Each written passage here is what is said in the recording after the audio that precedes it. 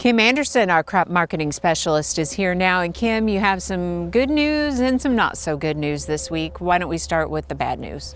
Well, if you look at bad news, of course, we've got the drought. Then you've got the freezes and the lowest crop conditions that we've had in years. Then you got the rain, which is good and bad. Some producers that their crops look really bad and they're poor, they'd like to get those written off with insurance so that they could come in with summer crops.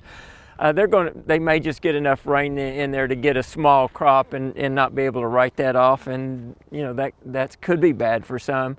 You look at the Kansas City July contract. You go back to July. We at one point knocked 80 cents off the high of that. Then it rallied back up, and recently we've knocked 40 cents off of that. That's rent our harvest prices down some and the nearby prices. And then you've got the China trade situation. This last week they put tariff on sorghum. Of course, they already had tariff on corn, and they already had a tariff on sorghum. They just added to it. So you've got that situation going on. So why don't you enlighten us now and hopefully lift the mood a little bit with some good news?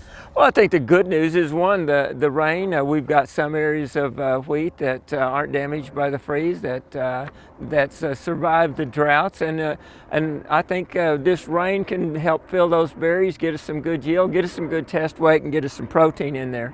And then there's the price. Well, our Kansas City July contract price is lower. Our basis has increased 45 cents over the last month and a half.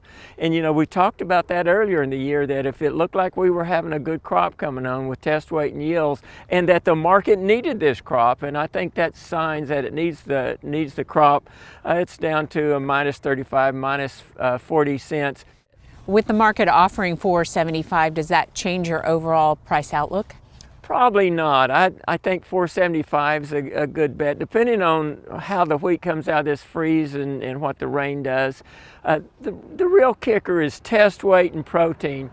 If we have, say, 59, 60-pound test weight on the average, if we have 12.4, 12.5 protein, I think we'll have prices above $5. But on the other side, if we have test weights down 56 or lower, or really 58 or lower, and protein, say 11 or less, we're going to have down around $4 prices, because the market just won't need that wheat. And so, no, I think 475 is a good shot, maybe $5, and then it's going to depend on quality, and I'm optimistic about that. I like optimism.